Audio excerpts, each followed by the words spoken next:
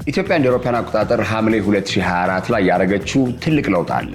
ይህም ለውጥ እንግዲህ የውጭ ምንዛሪ ግብይትን በጣም ቁጥጥር የበዛበት ብሔራዊ ባንክ በሚያወጣቸው መመሪያና ደንቦች የተመራ እነሱም ደግሞ የሚያወጡት ሬት ወይንም መጠን ነበረ። ከዛ በኋላ ግን ባንኮች ከደንበኞቻቸው ጋር በሚያደርጉት ነፃ የሆነ ድርድር ነፃ ገበያ ተጀምሯል። ይሄ መጀመሪያ ሲሆን በጣም አስደንጋጭ ወይንም የተለያዩ አይነት አምራቾች ላይ ትልቅ ጫና ፈጥሯል። የኢትዮጵያ ብር ራሱ የመግዛት አቅም ወድቋል። ጎን ለጎን ግን የተነሱ አዎንታዊ ነጥቦች አሉ።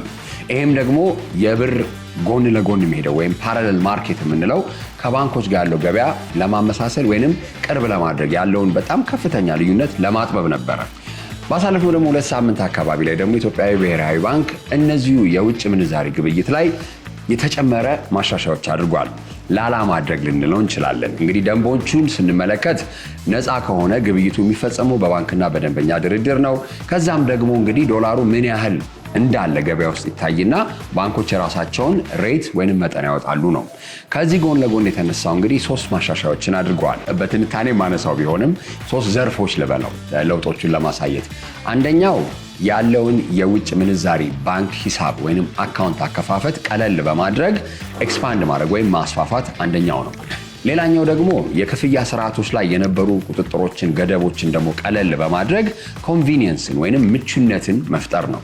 ሌላኛው ደግሞ እንግዲህ ገበያ በትክክለኛ ነፃ ነው ለማለት እዛ ውስጥ ያሉ ባለድርሻ አካላት የመወሰን አቅማቸው ከፍተኛ መሆን አለበት።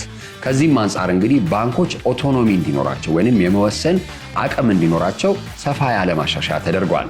በዛሬው ሃሽታግ ሽቀላ እንግዲህ የኢትዮጵያ ብሔራዊ ባንክ ያደረገው የውጭ ምንዛሪ ማሻሻያ ምን ይመስላል፣ ከዛም ደግሞ እንግዲህ እነዚህን ማሻሻያዎች ተጠቅመው የውጭ ኢንቨስተሮች ፎሬን ዳይሬክት ኢንቨስተር የምንላቸው የተለያዩ አይነት ደግሞ የክፍያ ስርዓት አገልግሎቶች የሚሰጡ ድርጅቶች በምን ይጠቀማሉ፣ እኛስ ሀገር ያሉ ባንኮችስ እና ግለሰቦች ምን አይነት ለውጦችን ያስተናግዳሉ የሚለውን እናያለን። የኢትዮጵያ ብሔራዊ ባንክ እንግዲህ እንደ አውሮፓውያን አቆጣጠር 2024 ሐምሌ ላይ የተደረገውን ትልቅ የማክሮ ኢኮኖሚ ለውጥ ማሻሻያዎችን ተከትሎ የተለያዩ ደንቦች ላይ ማስተካከያ እየተደረገ ወጥቷል። ከ2 ሳምንት በፊት ደግሞ የወጣው ተለቅ ያሉ ለውጦች ነው፣ ዋይድ ሬንጅ ይሉታል ፈረንጆች። እንግዲህ በጣም በርካታ የሆኑ ለውጦችን ወደ ውጭ ምንዛሪ ግብይት ላይ ያመጣ የማሻሻያ ደንብ ወጥቷል። ይህንን እንግዲህ በሁለት መንገድ ማየት እንችላለን። አንድ እንደው ፕራይቬት ሴክተሩ ልንል እንችላለን፣ ወይም የግል ዘርፉ ላይ የሚመጡት ምን አይነት ለውጦች በግለሰብ ደረጃ በንግድ ድርጅቶች ደረጃ ልናስብ እንችላለን። ሌላ ደግሞ እንግዲህ በማክሮ ኢኮኖሚ ደግሞ በፎሬን ዳይሬክት ኢንቨስትመንት ላይ ደግሞ የተደረጉ ለውጦችን ደግሞ ማየት እንችላለን። እስቲ እንደው በፖሊሲ ደረጃ የነበሩ ለውጦችን ብንመለከት አንደኛው ትልቁ እንዲያውም የተለያዩ አይነት የቢዝነስ ሚዲያ ዘገባዎች የሚሰሩ ግለሰቦችም አውታሮችም ያወጡት አንድ ትልቅ ዜና አለ። ሁሉ ጊዜ ኢትዮጵያ ላይ መጥቶ ኢንቨስት ማድረግ ሲወራ ትርፍን በዶላር ከኢትዮጵያ ማውጣት በጣም ያስቸግራል የሚል ነገር ነበረ። ምንድነው ሪፓትሪዬሽን ይባላል። የፕሮፊት ሪፓትሪዬሽን በጣም ከባድ ከመሆኑ አንጻር ኢትዮጵያን እንደ ኢንቨስትመንት መዳረሻ የሚያስቧት ኢንቨስተሮች በጣም ትንሽ ናቸው ነው የተደረገውም። እንግዲህ ትልቁ ለውጥ ትክክለኛ የሆነ የደንብ ሪኳየርመንቶች አሉ። እነዚህ ቅድመ ሁኔታዎች ማሳየት ከቻሉ ኢንቨስተሮች ሙሉ ለሙሉ ሪፓትሪዬት በዶላር በውጭ ምንዛሪ ትርፋቸውን ማውጣት የሚችሉበት ማሻሻያ ተደርጓል። ይሄ እንግዲህ ኤክሲኪዩሽን ላይ ወይ ስራ ላይ ሲውል የተለያዩ አይነት ቦትልኔክ ልናቸው የምንችላቸው ወይንም እንዴት ነው ተግዳሮቶች ሊኖሩት ይችላሉ። ሆኖም ግን እንደ መጀመሪያ እርምጃ በጣም ትልቅ ለውጥ ነው የመጣው። ለምን አንድ ኢንቨስተር መጥቶ ኢትዮጵያ ውስጥ ሰርቶ ያተረፈውን ብር በዶላር ማውጣት ከቻለ እንዴትኛውም የአፍሪካ ሀገር የምንበል አውሮፓም እስያ ውስጥ ያሉ ሀገራት ላይ በጣም የሚያጓጓ የኢንቨስትመንት ሲናሪዮ ይፈጠራል። ሌላኛው ደግሞ አገልግሎቶችን አሁን እንግዲህ አንድ ኢትዮጵያዊ ድርጅት ለተለያዩ የውጭ ሀገር ድርጅቶች አገልግሎት ሊሰጥ ይችላል።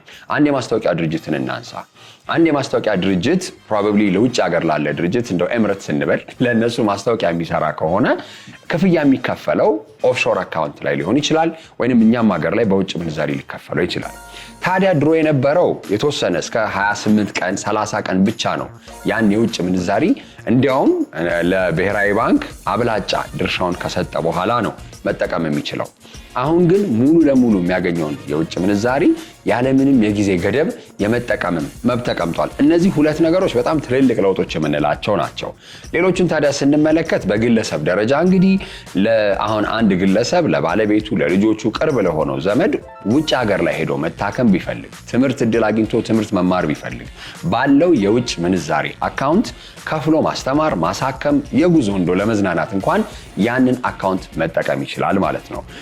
ያንን የውጭ ምንዛሪ ሲጠየቅም እንግዲህ ትንሽ ቅድመ ሁኔታዎች ተቀምጠው ውዝዶ ማድረግ መብት አለው። ሌላው ደግሞ እንደ እስከ $3,000 የሚሆን ሬሚታንስ ሲባል ኢንባውንድ ሬሚታንስን ነበር የምናስበው። ኢንባውንድ ሬሚታንስ ማለት አንድ ውጭ ሀገር ያለ ሰው ወደ ኢትዮጵያ የሚልከው የውጭ ምንዛሪ ነው ሬሚታንስ የምንለው።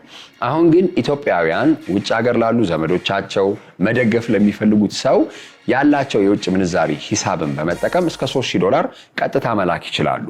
እንግዲህ ይህ ሁሉ ሲደረግ የብሔራዊ ባንኩ ቁጥጥርን በጣም ላላ ከማድረግም ከማንሳትም በዘለለ ምቹ የሆነ የፔመንት ወይንም የክፍያ ስርዓት የገንዘብ ዝውውር ስርዓትን ከመፍጠር አንጻር ነው። እንዲያውም ኢትዮጵያውያን ኢንቨስት ማድረግ ከፈለጉ ውጭ ሀገር ላይ ራሱ በውጭ ምንዛሪ አካውንታቸው ተጠቅመው መዋለ ንዋይ ፍሰትን ማድረግ ይችላሉ። አንዳንድ ሰዎች አሁን እንግዲህ ኬንያ ላይ እኛ ሀገር ላይ በጣም ተለምዷል። እንግዲህ አሁን አህጉር ውስጥ የሚሰሩ ስራዎችን ብናይ ኬንያ ላይ፣ ዩጋንዳ ላይ፣ ሳውት አፍሪካ ላይ በርካታ የሆኑ ኢንቨስትመንቶች ኢትዮጵያውያን ይከፍታሉ። ይህንን ራሱ ለማድረግ ካሰቡ ያንን ነገር የመክፈትም የኢንቨስትመንት የመዋለ ንዋይ ፍሰት ማድረግም ይችላሉ። እንደ ግለሰብ ደግሞ አብዛኛውን ጊዜ አሁን እንግዲህ ኢትዮጵያውያንም ይሁኑ ኢትዮጵያዊ ያልሆኑም ትውልደ ኢትዮጵያውያን የውጭ ዜጎችም ቢሆኑ ወደ ኢትዮጵያ ሲገቡ ጉምሩክ ላይ ዶላራቸውን ማስመዝገብ ግዴታ ነበር። አሁን ግን በተወሰነ መልኩ ሙሉ ለሙሉ ሰው ሲገባ ያንን ዶላር ይዞ ገብቶ ፎረን ከረንሲ አካውንት ከፍቶ ማስቀመጥ ይችላል፣ ማዘዋወር ይችላል፣ ምንም አይነት የጉምሩክ ዲክላራሲዮን ሳያሳይ ማለት ነው። ይህም ትልቅ ለውጥ ነው። እነዚህ ነገሮች እንግዲህ አሁን አንደኛ ሀገራችን ውስጥ ያለው የውጭ ምንዛሪ እጥረት ልንለው እንችላለን። አሁን በጣም ተሻሽሏል። የተለያዩ ባንኮች ላይም እየተሰጡ ያሉ አገልግሎቶች በጣም ቀልጣፋና ፈጣን ሆነዋል። ይህንንም ግን ያለው ገበያ ውስጥ ያለው ዶላር በጣም በርካታ እንዲሆንና የኢትዮጵያ ብር ደግሞ ተወዳዳሪነቱ ትንሽ የተሻለ እንዲሆን የሚያደርግ ነው። እንግዲህ ብሔራዊ ባንክ የሚያወጣቸው የተለያዩ ማሻሻያዎች ባለፈው እንደው ከወጣው ትልቁ የማክሮ ኢኮኖሚክ ማሻሻያ ጎን ለጎን በጣም የሚያስደነግጥ 140% ነበር የኢትዮጵያ ብር ወዲያውኑ የወደቀው። ሐምሌ 2024 ላይ ያለው እንደተደረገ ወዲያውኑ 140% ማለት አንድ ብር ሲወድቅ ያኔ 60 ምናምን ብር ነበር የሚመነዘረው፣ በአንዴ 120 ምናምን ብር የገባው። ከዛ ደግሞ ኢንፍሌሽን መጣ ወይም የዋጋ ግሽበት መጣ። እነዚህን ነገሮች ስናስብ የምጣኔ ሀብት ቀውስ በጣም ቅርብ ነው ተብሎ ነበረ። ሆኖም ግን አንደኛ ወደ $3.4 ቢሊዮን የሚሆን በአይኤምኤፍ የተደረጉ ድጋፎች በተለያዩ ጊዜያቶች እየተደረጉ የነበረው። ሌላኛው ደግሞ እንግዲህ ክቡር ጠቅላይ ሚኒስትራችንም እንዳሉት የዴፕት ሪስትራክቸሪንግ ወይንም የኢትዮጵያ ያላት የውጭ ብድር በተለያዩ መንገዶች ኮሜርሻል ሎኖች እና ኮንሴሽናል ሎን የሚባል አለ አይደለ? በእነሱ መካከል በጣም ረዘም ባለ ጊዜ ወለዱ እየቀነሰ መከፈል አለበት የሚል በተደረገው ደግሞ ሪስትራክቸሪንግ ወደ $3.5 ቢሊዮን ደግሞ ያን ያህል ቀንሷል። እነዚህን ነገሮች ስንመለከታቸው በአጠቃላይ እየተደረጉ ያሉ የፋይናንስ ስርዓታችን ላይ ለማስተካከል በተለይ ደግሞ የውጭ ምንዛሪ ግብይትን ላላ በማድረግ የሚመጡ ቀጥተኛ የውጭ ኢንቨስትመንቶችን ከዛም ደግሞ የውጭ ሰዎች መጥቶ እዚህ ጋር የሚያጠፉትንም የውጭ ምንዛሪ የኢትዮጵያ ዲያስፖራ ራሱ መጥቶ እዚህ ጋር የሚያደርገውን ግብይት በጣም ቀላል በማድረግ ትልቅ ለውጥ መጥቷል። ይህን የዲያስፖራ ደግሞ ኮሚኒቲ ወይንም እዚህ መጥቶ ደግሞ የሚደረጉ የግብይት ስርዓቶችን ስንመለከት ሁለት ማሻሻያዎች ተደርገዋል። አንደኛ ባንኮች ድሮ የውጭ ምንዛሪ አካውንት ለመክፈት ሚኒመም $100 ይጠይቁ ነበረ። ያ ደግሞ ሪኳየርመንት ወይ የቅድመ ሁኔታ ተነስቷል። ሌላ ጎን ለጎን ደግሞ ባንኮች በዓለም አቀፍ ደረጃ ተቀባይነት ያላቸውን የዴቢት እና ክሬዲት ካርድ የተለያዩ አይነት ክፍያ መፈጸሚያ ካርዶችን ኢሹ ማድረግ ወይንም ለደንበኞቻቸው እንዲሰጡ ስልጣኑ ተሰጥቷቸዋል። ይሄ ማለት እንግዲህ ባንኮች ቀጥታ ከቪዛ ካርድ ጋርና ተመሳሳይ አገልግሎት ከሚሰጡ ድርጅቶች ጋር በመነጋገር በርካታ የሆኑ ካርዶችን ኢሹ በማድረግ ለደንበኞቻቸው የዓለም አቀፍ ግብይት በቀላሉ እንዲያደርጉ ማስቻል ነው። ኢትዮጵያ ከቅርብ ጊዜ ወዲህ እንግዲህ የተለያዩ አይነት ማክሮ ኢኮኖሚክ ማሻሻያዎች አድርጋለች። ከዚህም እንግዲህ ትልቁ ሊባለው የሚችለው የውጭ ምንዛሪ ላይ ነፃ ግብይትን ለባንኮች መፍቀዷ ነው። ከዚህም መካከል እንግዲህ ትልልቅ ባለድርሻ አካላት የሆኑ መልቲናሽናል የምንላቸው ወይንም ዓለም አቀፍ የሆኑ ደግሞ የተለያዩ አይነት የባንኪንግ አገልግሎቶችን የሚሰጡ ድርጅቶች በደንብ ከባንኮች ጋር በአጋርነት እንዲሰሩ መፈቀዱ ነው። እንግዲህ በዛሬው ሃሽታግ ሽቀላ አቶ ያሬድ እንዳለ ቪዛ ካርድ ኢስተርን አፍሪካ ክለስተር ሄድ ልበል አይደለ? ትክክለኛ ታይትል አልተሳሳትም። አብረውኝ አሉ። እንግዲህ ጥያቄዎችን ቀስ እያልኩ አነሳለሁ። መጀመሪያ ግን እስቲ በአጠቃላይ አሁን እየተካሄደ ያለው የውጭ ምንዛሪ ማሻሻያዎች በኢትዮጵያ ላይ ዓለም አቀፍ የሆኑ ክፍያዎችን ለመፈጸም ግብይትን ለማድረግ በምን መልኩ ቀላል ያደርጉታል ወይም ምቹ ያደርጉታል? ቴንክ ዩ አጌን ስለመጣ አመሰግናለሁ። በደስታ ወደ ፖይንቱ ስንመጣ ማለት ነው እንዴት ነው ቀላል የሚያደርገው የሚለውን ነገር ማየት የምንችለው ያው ስፔሲፊካሊ እዚህ የማሻሻያ ላይ ራሱ ስፔሲፊካሊ የኢንተርናሽናል ካርዶችን መስጠት እንደሚቻል ተገልጿል። እንዴት ነው የሚሰራው ማለት ነው? እንዴት ነው የሚሆነው? ከዚህ በፊትስ እንዴት ነበረ ስናደርግ የነበረው የሚለውን አይተን እንመለስ። ከዚህ በፊት ኢንተርናሽናል ካርድ የሚሰጥ የነበረው ሰዎች ከኢትዮጵያ ወደ ውጭ ሀገር ለትምህርት ወይም ለሕክምና ወይም ደግሞ ለቫኬሽን በሚሄዱበት ጊዜ የሚያስፈልጉ የትራቨል ዶክመንቶችን፣ ቪዛ የመሳሰሉትን ነገሮች በማያያዝ መጠየቅ ይችላሉ። ቤዝዶን እንግዲህ ከባንኮቹ ጋር ባላቸውም ቀረቤታ ግንኙነት የአካውንት ኦፍ ኮርስ ከስተመሮቻቸው ጥሩ ግንኙነት አላቸው ወይ? ባንክ ስቴትመንቱ ሳይሆን ያው አለ አይደለ አንድ ከስተመሮቻቸውን ባንኮች መቼም ለእንደዚህ አይነት አጋጣሚ በሚፈጠርበት ጊዜ ሰፖርት ለማድረግ የሚያደርጉበት ሜካኒዝም ነበረ። ስለዚህ እነዚህ አይነት ዶክመንቴሽኖች አቬሌብል ካልሆኑ ማንኛውም ሰው በፈለገ ጊዜ ሄዶ የካርድ የማውጣት ፕሪቪሌጅ አልነበረም ከዚህ በፊት ማለት ነው። አሁን የመጣው እንግዲህ ፖሊሲ ምንድነው የሚፈቅደው? ፈርስት ኦፍ ኦል ሰዎች ኢንዲቪጁዋሎች ወይም ቢዝነሶች ስሞል ቢዝነሶች የፎሬን አካውንት የመክፈት ኦፖርቹኒቲ ተፈጥሯል። እንደውም ደግሞ ከዚህ በፊት በነበረው ሪዲዩስድ በሆነ ኢኒሻል ኦፕኒንግ አማውንት ሁሉ ሆኖ እንዲከፈት ይፈቀዳል ማለት ነው። ከተፈቀደ በኋላ ደግሞ በፊት አውቶማቲካሊ ለነዚህ አካውንቶች የኢንተርናሽናል ካርድ ማያያዝ አይቻልም ነበር አይደለ? ቅድም እንዳልኩ የተለያዩ የትራቨል ሪኳየርመንቶችን ካላሟላ በስተቀር ካርድ ኢሹ ማድረግ አይፈቀድም ነበር። አሁን ግን ማንም ሰው ያው አካውንት የሚከፍትበት አግባብ እንዳለ ሆኖ ማለት ነው። መቼም ሁሉም ባንኮች የራሳቸው የሪኳየርመንት ይኖራቸዋል አካውንት የምትከፍትበት። አሁን ሞር ሊበራላይዝድ ሆኗል፣ ኦፕን ሆኗል ብዬ ነው የማስበው። ግን የእያንዳንዱ ባንክ አፒታይት እና ኤክስኪዩሽን ሊለያይ ይችላል አስ ፓርት ኦፍ ዘ ሊበራላይዜሽን። ግን ደግሞ ናሽናል ባንክ ይሄንን ክፍት አድርጓል። ስለዚህ ማንም ሰው ሄዶ አካውንት መክፈት ይችላል። አካውንት የሚከፍትበት እንግዲህ ሪኳየርመንት እንዳለ ሆኖ ነው የምልህ። ያው ሶርስ ኦፍ ፈንድህን አሳውቀህ ወይም ደግሞ የራሱ የባንኮቹ ሪኳየርመንት ሊኖር ይችላል። ያንን አድርገህ ማንም ሰው መክፈት ይችላል። ማንም ቢዝነስ መክፈት ይችላል። እነዚህ የከፈቷቸውን አካውንቶች ደግሞ ቀጥታ የኢንተርናሽናል ካርድ አታች አድርገው የውጭ ሀገር ያሉ ሄዱም አልሄዱም ከዚህ ሆነው ማንኛውንም አይነት የውጭ ሀገር ፔመንቶች መክፈል ይችላሉ ማለት ነው። ያንን ነው እንግዲህ ሲምፕሊፋይ ያደርገው። ይሄ እንዴት ነው ወደ መሬት የሚወርደው? ኤክስኪዩት ከሊሚቴሽን ከምናምን አንፃር ያሉትን ነገሮች ነው ቀስ እያልን እናወራን። ድንገት ጊዜው የቆመ ይመስላል። የህልምሽ ከፍታ መንገዱ፣ የስኬትሽ ጉዞ ፍጥነቱን አንዳች ነገር ይዞታል። ለያሽው ለጀመርሽው ስራ፣ ለኑሮሽ እጅ አጥሮሻል። ለንግድሽ መስፋፋት ካፒታል አተሻል። አሁን ግን የሴትነት ጽናትሽ፣ አቅምና ልፋትሽ ትክክለኛውን መስመር ይዟል። ይኸው መስመር ዲጂታል ብድር። አዋሽ ባንክ ከተለያዩ ዓለም አቀፍ ድርጅቶች ጋር በመተባበር ከአዲስ አበባ ውጪ በጥቃቅንና አነስተኛ ንግድ ለተሰማሩ ወጣት ሴቶች ልዩ ዕድል ያለምንም ዋስትናና ያለምንም የአገልግሎት ክፍያ ለ6 ወር በሚቆይ የመክፈያ ጊዜ እስከ 40 ሺህ ብር የሚደርስ መነሻ ካፒታል፣ እስከ 3 ዓመት ድረስ ያልተገደበ ተደጋጋሚ ብድር፣ የንግድ ፈቃድና ህጋዊ ሰነዶችን በማቅረብ በዌብሳይት www.ethiomasmer.com ወይም በባንካችን ቅርንጫፎች ይመዝገቡ። ብድሩ ሲፈቀድ በአዋሽ ብር ፕሮ መተግበሪያ በኩል ይውሰዱ። መስመር ዲጂታል ብድር። ለበለጠ መረጃ ወደ 8980 ይደውሉ። አዋሽ ባንክ።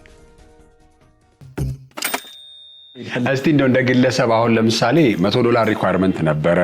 የተለያዩ አይነት ደግሞ የውጭ ምንዛሪ ራሱ ደግሞ አካውንት ለመክፈት ደግሞ ሌላ ደግሞ ቅድመ ሁኔታዎች ነበሩ። አሁን እነዛ ሁሉ ሆኖ ቀላል ሆኗል። እስቲ እኔ እንደ ቃላብ ነው ባንክ ሄጄ ቀጥታ ምን ልጠቀም ይችላል በእንደዚህ አይነት ለውጦች ላይ? እንግዲህ እንዳልኩ ነው ቅድም እያንዳንዱ ባንክ የራሱ የሪስክ አፒታይት የሪሶርስ ሁኔታ ይወስነዋል እንዴት አድርጎ ኦፕን አፕ ሲያደርገው ማለት ነው። እንዳልኩ ገና መከፈቱ ስለሆነ አሁን ባንኮቹ ለዚህ ቼንጅ አጀስትመንት እንግዲህ ከፖሊሲም አለ አይደለ ኢምፕሊሜንቴሽን ሜካኒዝም እያወረዱ ነው ያሉት ማለት ነው። ምናልባት አሁን አዲስ ፖይንት ኢን ታይም የትኛውን ባንክ ሄደህ ተፈቅዷልና ምናምን ገና አልደረሰም ብራንቹ ላይ ሊሉህ ይችላል ይሆናል። አንዳንዶቹ ደግሞ ፈጥነው እዛም ደርሰው ሊሆን ይችላል። አላውቅም አዲስ ፖይንት ኢን ታይም ጀስት አንድ ሳምንት ስለሆነው ማለት ነው። ግን ምንድነው ለአንተ እንደ ኢንዲቪጁዋል የሚጠቅምህ ምንድነው? ቅድም እንዳልኩ እንደ እያንዳንዱ ባንክ የሪኳየርመንት ይወሰናል። የምትከፍትበት ሪዝን ኦፍ ኮርስ ሌጂቲሜት አካውንት ስትከፍት ሌጂቲሜት ሪዝን KYC ኢንፎርሜሽን ሪዝን ኦፍ ኦፕኒንግ ምናምን ይኖርሃል። ከከፈትክ በኋላ ግን አንተ ሶርስ ኦፍ ፈንድ እስካለህ ድረስና ሌጂቲሜት የሆነ ሶርስ ኦፍ ፈንድ ወይም ደግሞ ምንድነው ህጋዊ የሆነ ምንጩ የሚታወቅ እስከሆነ ድረስ አካውንት ላይ ታስገባለህ። የምትቀበለውም ደሞዝ ካለ የሚላክልህም ምናልባት ኮንተንት ክሪኤተር ከሆንክ የመሳሰሉት ነገሮችን የምታገኛቸውን ክፍያዎች ወደዚህ ማምጣት ትችላለህ። ካመጣህ በኋላ አካውንትህ ላይ ዴቢት ካርድ ማያያዝ ትችላለህ ማለት ነው። ኢንተርናሽናል ዴቢት ካርድ ከዚህ በፊት ድሮ ትምህርት ቤት ለመክፈት ሰርቲፊኬሽን እንትን ለማለት ኢንክሉዲንግ ማይሰልፍ ቪዛ ካርድ አለ ትባል ነበር። እንግዲህ ወይ ውጭ ሀገር ያለ ዘመዳችንን ተጠቅመን ነው እንትን የምናደርገው ወይ ደግሞ ሰዎች እንዲከፍሉልን ኢቭን አንዳንድ ሰርቲፊኬሽን ከባንኮች ጋር እንግዲህ ያለው ፍሪክሽን በፊት እንግዲህ የሚታወቅ ነው። በጣም ዲስከሬጂንግ ነው ማለት ያው እንደ ልብህ አይደለም። አሁን ያንን ማድረግ ትችላለህ። ሰብስክሪፕሽን ማድረግ ትችላለህ። የተለያዩ ኢኮሜርሶች አሉ ኢትዮጵያ ውስጥ ሆነን ነገሮችን ኢምፖርት ወይም ደግሞ ኦርደር ማድረግ የምንችላቸው እነሱን ነገሮች ማድረግ ትችላለህ። ሰርቲፊኬሽን ቢኖርብህ ሰርቲፊኬሽን እንትን ማድረግ የምትችልበትን ፔመንት ማድረግ ትችላለህ። ሰብስክሪፕሽኖችን ማድረግ ትችላለህ። አይ ቲንክ ሁሉንም ነገር ማድረግ ትችላለህ። ያው እንግዲህ ያ ሲሆን ግን ባንኮቹ የራሳቸው ዴይሊ ሊሚት የትራንዛክሽን እንትኖች ምናምን ይኖራቸዋል። የሪስክ አፒታይት ዲፔንዲንግ ኦን ዘ ሪስክ አፒታይት ኤንድ ቴክኖሎጂ ዳት ዴይ ሃቭ ካንተ ጋር የሚኖር ይሆናል። ግን ከበፊቱ አሁን ማንኛውም ሰው ቅድም እንዳልኩ አካውንት መክፈት የሚችልና የከፈተ ሰው ካርዱን አያይዞ ምንም አይነት ትራንዛክሽኖችን መፈጸም የሚያስችለው ደረጃ ላይ ደርሰናል። አቬይላቢሊቲ ላይ እስቲ ስናወራ የውጭ ምንዛሪ አሁን አንዳንዴ ቅድም አሁን ያልከው ብራንች ጋር ለመድረስ ሊሆን ይችላል ወይ ምናምን፣ ግን ባንኮቹ ላይ ራሱ ያላቸው የውጭ ምንዛሪ አሁን እንዲህ አይነት ነገር ለውጥ በአንዴ ሲመጣ ሰፕላይውስ እንዴት ነው? ይሄ አቬይላቢሊቲ ላይ ምን አይነት ለውጥ ሊያመጣ ይችላል? እንግዲህ አቬይላቢሊቲ ያው ቅድም አንድ ነገር የተነጋገርነው ምንድነው አካውንት ትከፍታለህ፣ ሶርስ ኦፍ ፈንድ ይኖርሃል፣ አንተ ነህ አካውንቱን ቶፕ አፕ የምታደርገው ማለት ነው። እንግዲህ ዲፔንዲንግ ኦን የባንክ ሪሌሽንሺፕ ማለት ነው። ኤክስፖርተር ከሆንክ ደግሞ እንደውም በፊት የነበረው የተወሰነውን አካውንት ወደ ብሔራዊ ባንክ አስገባ ምናምን የሚለው ሁሉ ተነስቷልና ቤዝድ ኦን ዳት አቬይላቢሊቲው ይጨምራል ማለት ነው። ስለዚህ ይሄንን በተለይ ፔመንትን በተመለከተ ለሚኖረው አቬይላቢሊቲ ሰው ሶርስ ኦፍ ፈንዱ እስከታወቀ ድረስና ትድስ ካረገ ድረስ ይቀጥላል ማለት ነው። እዛ ላይ ነው ፎከስ የምናደርገው። ኢን ጀነራል ኢኮኖሚክ ማክሮ ኢኮኖሚክ ላይ ያለው አበል ሌላ ቶፒክ ነው እሱ ደግሞ። ኦኬ እስቲ አሁን ባንኮች የራሳቸውን የሆነ ዓለም አቀፍ ካርድ ለየትኛውም አይነት እውቅና ያለው ተጠቃሚነትን የሚያረጋግጥ ካርዶችን ኢሹ እንዲያደርጉ ወይ ለደንበኞቻቸው እንዲሰጡ ተብሏል። እስቲ በእናንተ በኩል ምን አይነት ስራዎች እየተሰሩ ነው? ከባንኮችስ ጋር ምን አይነት ሰፖርት ለማድረግ እየሰራችሁ ነው?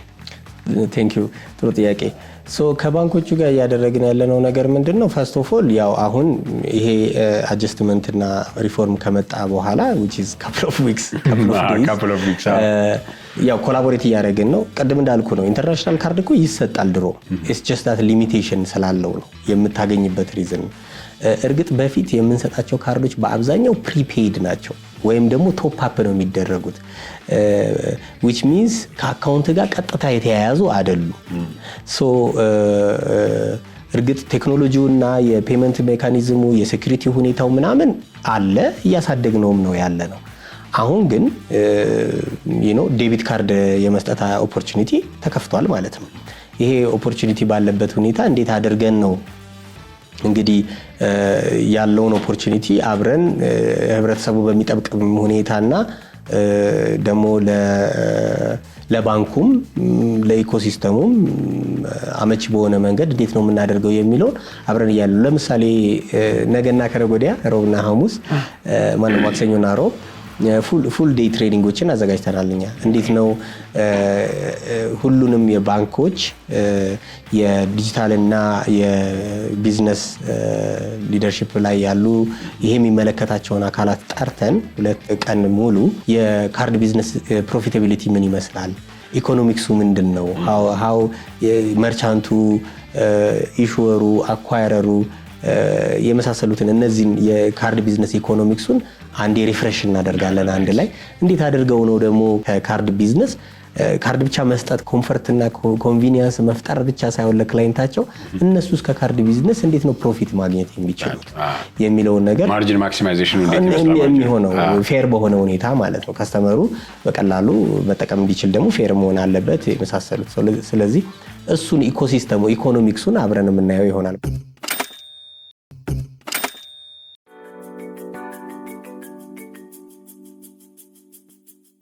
ባይ ዘ ዌይ ማጆሪቲ ኦፍ የካርድ ቢዝነስ ላይ ከስተመሩ ቻርጅ እንዲደረግ ብዙ አይበረታታም አይደለ? ስለዚህ እንዴት ነው ከስተመሩን ቻርጅ ካላደረከው ሰርቪሱ እንዴት ነው በማን ነው ከቨር የሚደረገው እንዴት ነው የሚለውን ሁሉ አብረን የምንሰጣቸው ትሬኒንግ ይሆናል ማለት ነው። በአብዛኛው መርቻንቱ አይደለ ዲጂታል ኦፕሽን ስታመጣ ብዙ ተጠቃሚ የሚሆነው ብዙ ገቢ ወይም ደግሞ ብዙ ሽያጭ የሚያካሄደው። ስለዚህ መርቻንቱ እንዴት ነው ቴክ ኬር የሚያደርገው የመሳሰሉትን ነገሮች አብረን እናደርጋለን።